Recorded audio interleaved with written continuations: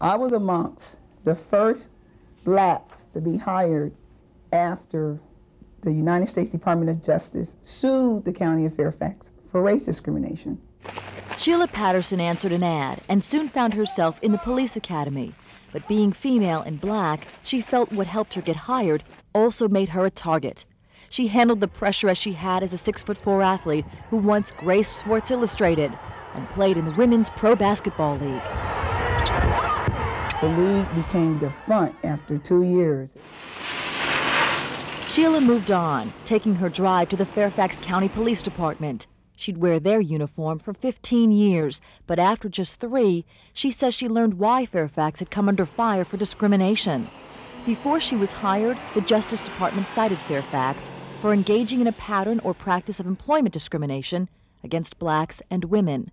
The department denied wrongdoing, but signed a consent decree in 1982. But I wonder, were they prepared? Sheila says the faces changed, but the attitudes didn't.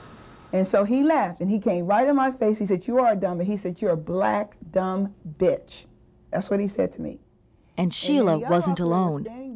Every day you came in, what are they going to do to me today? I have never, even at the end of my 19 years, 3 months, 20 days, I never felt a part of that organization. And I think it was designed to be that way. Former officers say they encountered a hostile work environment too, but it was Sheila who fought. She filed this complaint with the U.S. EEOC. There was vast retaliation. Then my evaluations changed.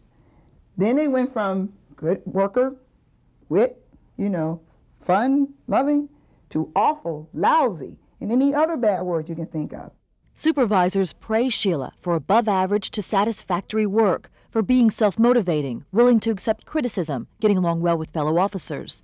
But she felt that her continued fight led to a change in her evaluations. Confrontational, poorly written reports failed to patrol communities and enforce traffic laws. Sheila was very diligent in her work. She was a very good officer, very meticulous, very conscientious, did an excellent job. This retired sergeant was one of Sheila's supervisors. He doesn't want to be identified, but hopes Sheila's voice will be heard too. You know how they say verbal abuse is worse than physical abuse? It is. If you're weak, it can destroy you, but I'm not weak. Sheila waited 6 years, and in 1992, the EEOC ruled in her favor. The Fairfax County Police Department was guilty of retaliation.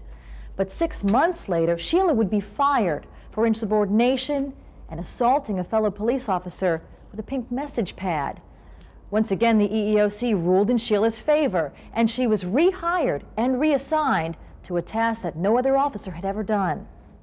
I was being set up to fail. There was no guidance, no blueprint, no outline, no structure, no nothing. They just said, we want a community policing program, but they didn't say how. Not only was the program successful, but residents say she had quite an impact. Well, she had a very good impact, especially to the young people. She worked not only the shift hours they gave that she had as a police officer, but I know for a fact that she stayed beyond her regular hours. You got to be giving, it's got to be from your heart. And that's the kind of person she was. So you've got the public definitely on board for saying this was an outstanding officer doing an excellent job.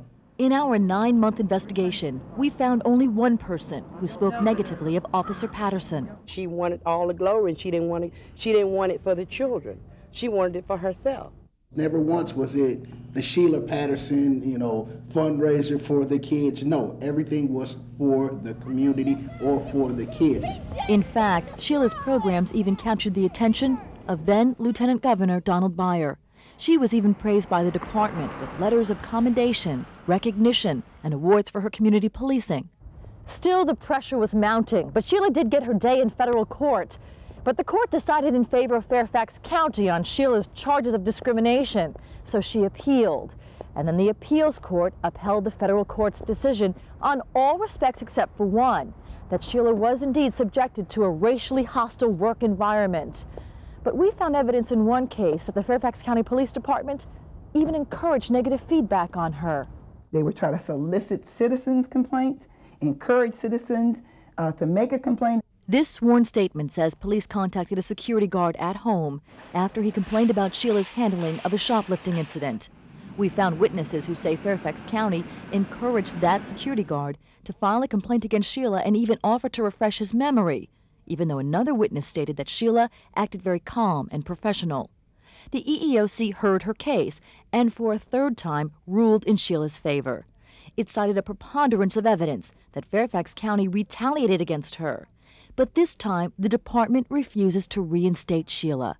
The chief denied our request for an interview, but faxed this statement saying, "The police department does not tolerate discrimination, racial, cultural insensitivity, or retaliation, and has not discriminated or retaliated in any way against Ms. Patterson." She was treated differently than other Fairfax County employees because she opposed discrimination and because she went on record and complained about discrimination.